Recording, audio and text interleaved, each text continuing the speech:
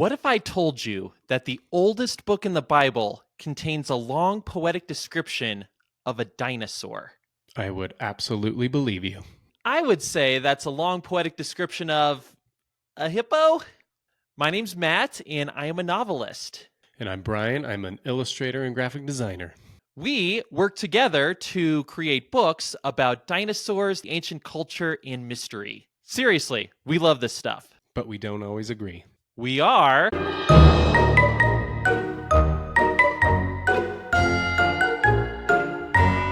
Let me start by setting the scene with the Book of Job. The Book of Job was written between the 7th and 4th century BC.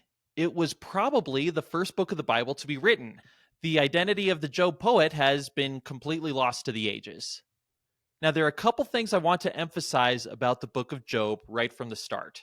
First, it's a poem. It's not a chronicle of history. It's not some modern scientific treatise. It's a poem. And to editorialize for a bit, it's one of the greatest poems ever written. Here's the basic premise. Job is a righteous man. He honors God and always follows God's commands. But for some reasons that Job himself never discovers, the majority of the poem takes place after a series of catastrophes occur to Job. After these catastrophes, there's a series of dramatic dialogues between Job and his friends. This back and forth between them takes up most of the poem. Basically, Job's friends say that God would never allow Job to suffer unless Job had done something wrong. So Job, therefore, must have done something wrong. Job responds by saying that he hasn't done anything wrong and that he's suffering so much that he wishes he'd never been born and that he wishes that God was a man so that he could bring his complaints to him. Then, towards the end of the poem, God shows up to confront Job. God puts Job in his place by making it clear that there is an infinite gulf between God and Job. One of the ways God does this is by using an illustration from a creature called the Behemoth. Okay, Brian, read us the passage in Job where God talks about the Behemoth. Can do, Matt. So this is Job 40, starting in verse 15. Behold now Behemoth, which I made as well as you. He eats grass like an ox. Behold now his strength in his loins, and his power in the muscles of his belly. He bends his tail like a cedar. The sinews of his thighs are knit together. His bones are tubes of bronze. His limbs are like bars of iron. He is the first of the ways of God. Let his maker bring near his sword. Surely the mountains bring him food, and all the beasts of the field there. Under the lotus plants he lies down. In the covert of the reeds and the marsh, the lotus plants cover him with shade. The willows of the brook surround him. If a river rages, he is not alarmed. He is confident though the Jordan rushes to his mouth. Can anyone capture him when he is on watch? With barbs can anyone pierce his nose? So again, let's remember the purpose of this section within the larger poem, to remind Job of his place relative to God. This enormous creature that Job could never hope to control, God views it as, a little pet. So over the millennia, there have been a lot of theories as to what this behemoth creature was. Some say it's purely a mythological figure, some legendary monster, an allegorical symbol of chaos. Others say that it's a real animal, such as a hippopotamus, an elephant, or a water buffalo. Others think it could be a dinosaur. Now, Brian, I get a sneaking suspicion that you think it's a dinosaur. So tell us why. That's the first place you'd be wrong, Matt. Psych, I do think it's a dinosaur. First off, as you were setting the stage, I realized our first source of disagreement. I come from the camp of Job being a historical figure, not nearly poetic, right? I know that there's two camps there. That doesn't really seem to add on to our arguments here. So we'll just kind of leave that on the table there, but just for clarification. No, I do think that's worthwhile. Like, if you view it as like an account of a person who really lived versus a dramatic poem, then that could flavor how you'd interpret things down the line. So yes, exactly. Good thing to put on the table. Cool. And I'm sure there's viewers in both camps. So just want to let people know we're kind of in both camps here. So you can be mad at one of us, but not both of us. Going through, I'm going to start just by reading some of the characteristics of Behemoth. So we know it eats grass like an ox. So we know it's a vegetarian. We know it's a very powerful creature. It talks about the strength in his loins, the power in the muscles of his belly. Its thighs are knit together, or the sinews of its thighs are knit together. Bones are tubes of bronze. Limbs are like bars of iron. And one I left out here, describing the body of it, its tail sways like a cedar. All right. So that's when I know that we're both going to get hung up on here. Because that's kind of the big dividing line, is that line right there. So other parts of this. So it also describes an animal that likes the water. So it finds refuge in the marshes and the shade. The raging rivers don't bother it. Basically, what this boils down to is, do you think it's, like you said, is it a mythical creature? Is it something that we all know that's still alive today, like a hippo, an elephant, something like that? Or is this an extinct creature? For example, a dinosaur. So, as Matt and I have said, I am on the dinosaur camp. Just kind of giving some background, as Matt said, if you go back in Job 38, 39, God is describing to Job various other creatures that we all know are real, such as the lion, mountain goats, donkeys, wild ox, ostrich, horses, eagles, hawks, locusts, etc. And also kind of going through just like the weather, like how God is in control of the weather. So basically just showing how God is God and Job is not. God is in control of all these amazing things. And how he kind of ends this with his big kind of crescendo to Job is by ending it with, I believe God is kind of describing as like the greatest creatures that he has created on the earth, that he is still in control of. And like you said, it kind of sees like pets, right? He's in complete control of them. So that would be the Behemoth, and then future episode, Leviathan. Focusing on Behemoth, he's focusing on the greatest of land creatures. So kind of the most powerful, the most intimidating creature, right? That the humans would have been able to come across. To me, as we both would agree, this would lend itself to be a real creature. I think we disagree on what the real creature is, but I think we both agree that it's talking about a real creature, not a mythical creature, right? I agree with you that I do think it's likely referring to a real creature, Mm-hmm. but I do think there is something to be said for the mythical creature. So I'll sort of present this case. So once again, as a reminder, whether you think Job is an historical person or you think he's a character in a poetic epic, this poem came out of the ancient Near East. So when we look at the surrounding environment, we can see some creatures in the mythology, these mythical monsters.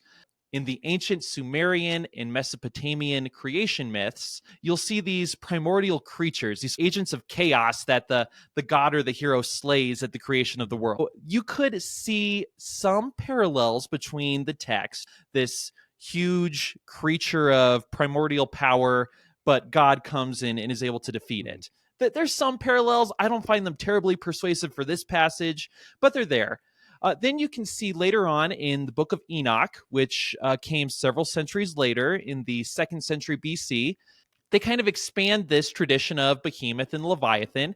And you can tell by this point, Behemoth takes on clearly mythical qualities. He's like this world monster who has all these implications for the apocalypse, clearly a figure of myth by that point. But again, that comes several centuries later. Like you said, Brian, I think it's likely referring to a real animal. Just the description seems like it's a real animal.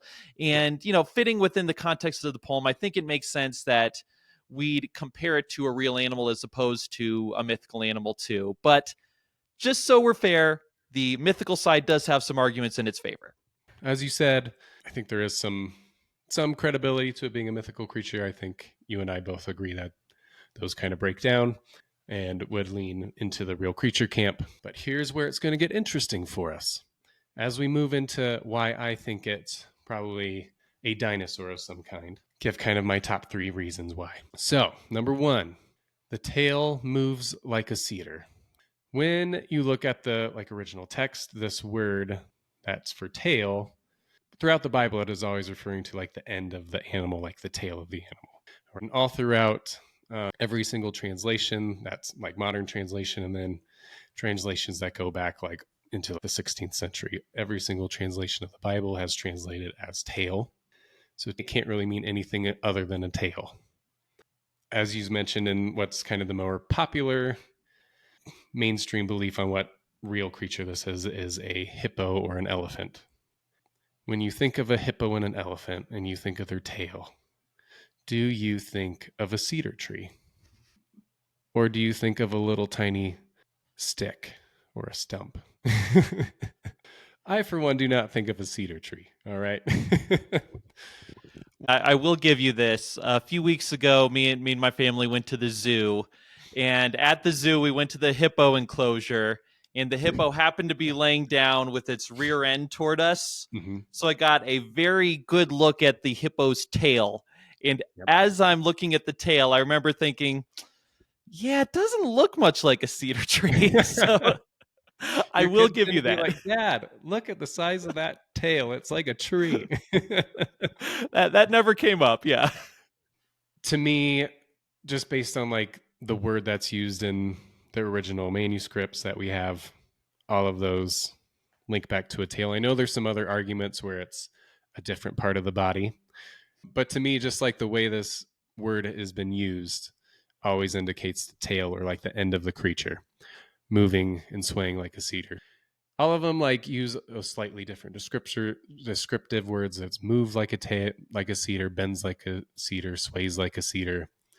I think just using the word tail and cedar indicates a large tail. I don't think a little hippo tail going like this is swaying like a cedar. Next point. Just the way the creature is described as living. So it's living in and around rivers and water in swampy, marshy areas. So a creature that we brought up before that we will do a deep dive on is Mokele Mbembe. So the reason I bring this up is not to make a case for or against this creature, but as I would probably stand this creature as most likely a sauropod, which I'll go into in my next point.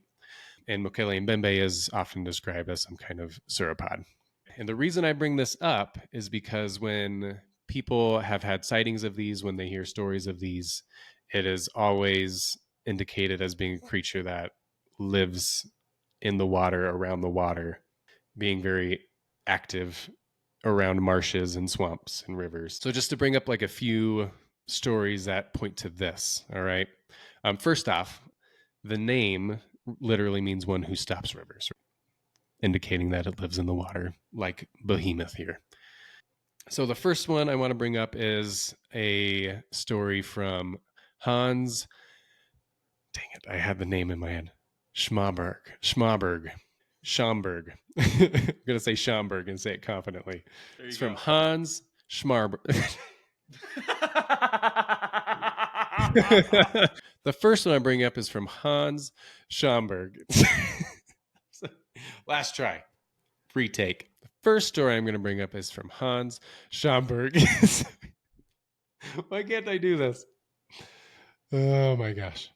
The first story I'm going to bring up is from Hans Schomburg. So he recounts that when he was traveling in Africa around Lake Bangweulu, the locals there told him that there's no hippopotamus in that whole lake because they were fearful of a monster that inhabited the lake. And as they described this monster, turns out it was Mokele Mbembe. So again, just indicating that it lives around there. And then this was a more recent modern take. So in the year 2000, there's two investigators named Wotzel and Gibbons. So they were interviewing the Beke people, which live in the forests and swamps around the Bumba and the Lopinja River. The locals there also had just said that these were like kind of the first Westerners to enter this region. So when they were kind of hearing these stories, it was kind of the first time they were telling them to outsiders. But they were describing this creature as well. Again, living in the water. It was very frequent to attack hippos and elephants and crocodiles. So very capable, large beast, right? That kind of leads me to my third and final point. In the description in this passage in Job, this beast is described as the first in the ways of God. To me, this indicates just kind of like the greatest, most powerful creature that God created to kind of show his power and might, right? I believe that man and dinosaurs live side by side. And so if that is the case, this being a very ancient text, there would have been dinosaurs living alongside Job. So obviously God would have gone to the biggest, most powerful, most intimidating creature he could have to describe his power and his might and his control over the created order. Typically, when people are talking about this from my perspective, they come at this as being like a Apatosaurus, like one of the biggest ones that ever existed, right? And also just going a little bit more in depth into the Greek word behemoth is just a plural word of a common Old Testament word that means beast.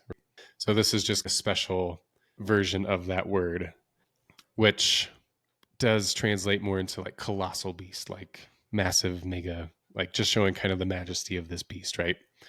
The word behemoth is used in other places in the Bible to simply mean beast, like a generic term for a beast. But it is made plural here in Job, and it's a convention that is called the majestic plural, which sounds pretty cool. Basically, by doing it that way, they're not only saying that it's a particular animal, but that it implies this greatness. Yeah, exactly.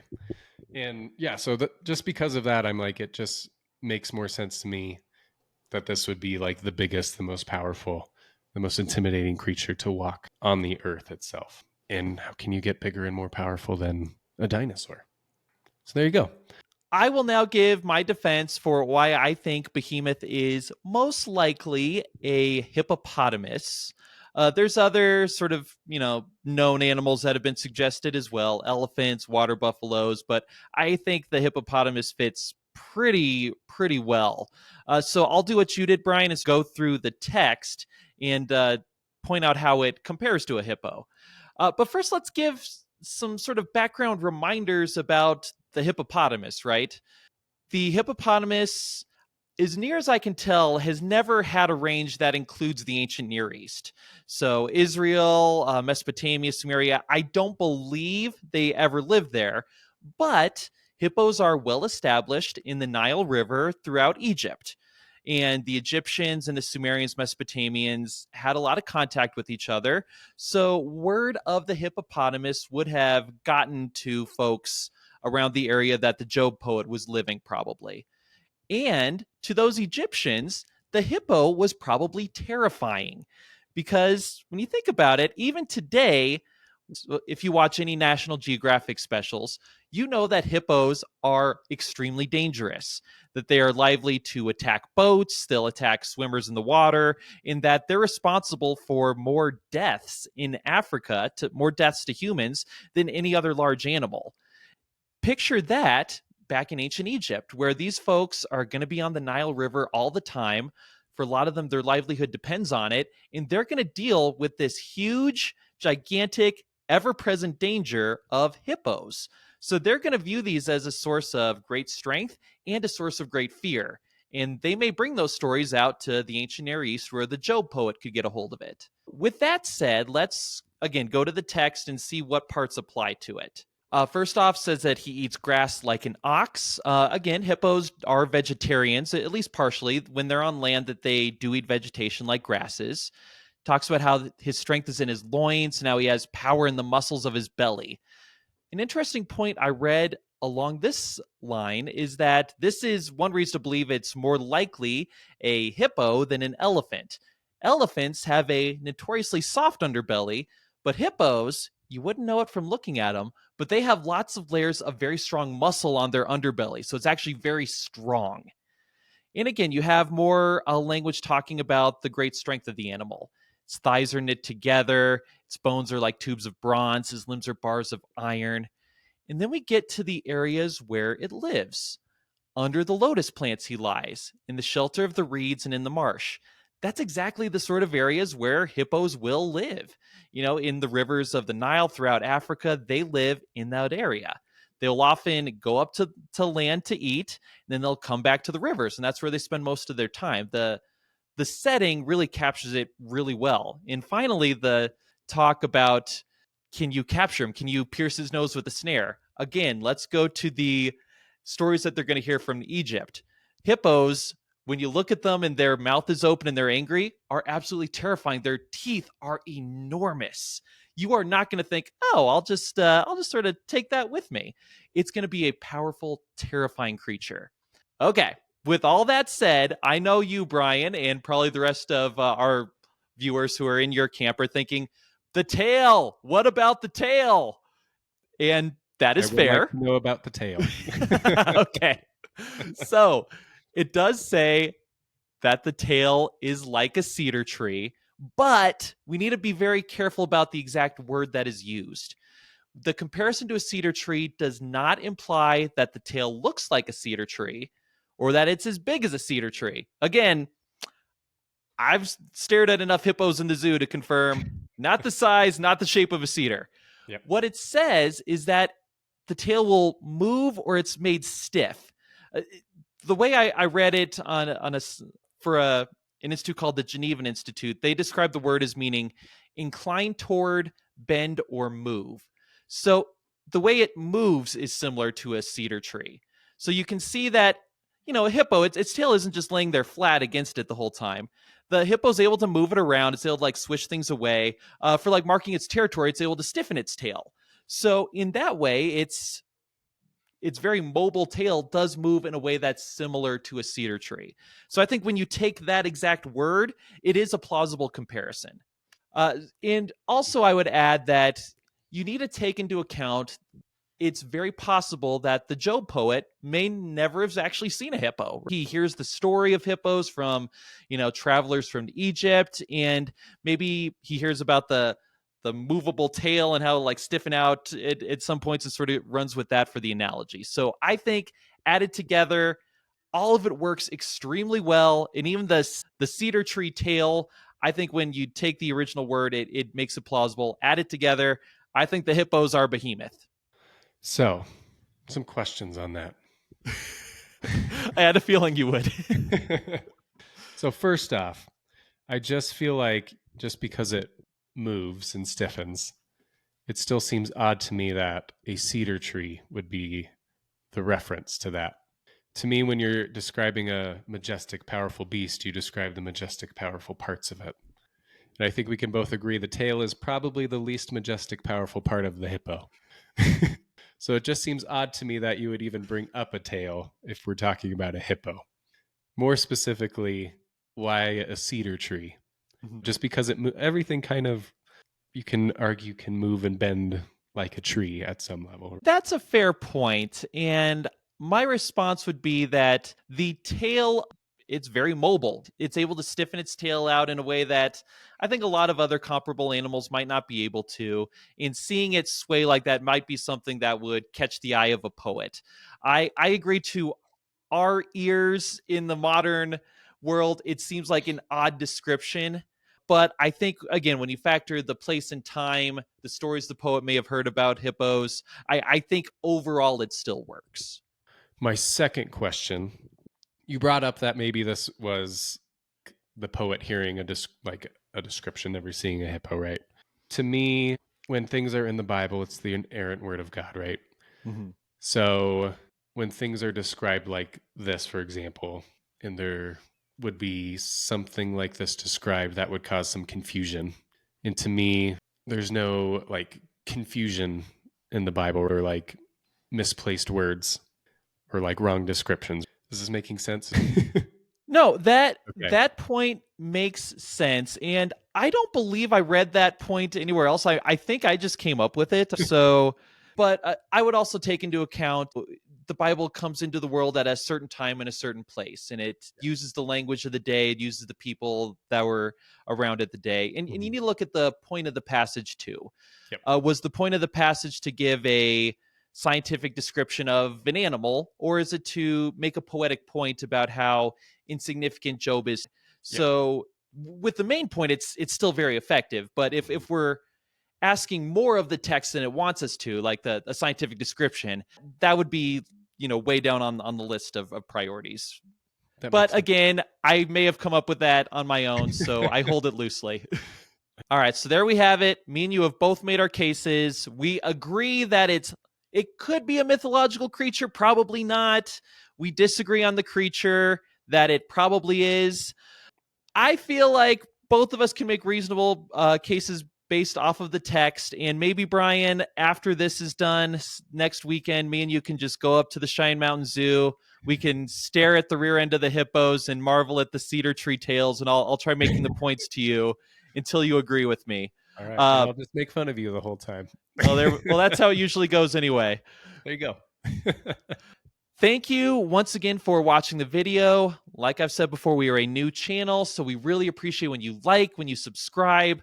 If you want to watch some other videos that we've did that may scratch the same itch, take a look at our video on the Surish and our video on Daniel from the Book of Daniel, maybe battling a dinosaur. What? And feel free to leave a comment. Again, this is a channel where we just like to have fun and talk about these things. So join in the fun. Leave a fun comment, see what you guys all think it is. Happy to read them. We're all having fun here. Yeah, this is fun. All right, thanks again.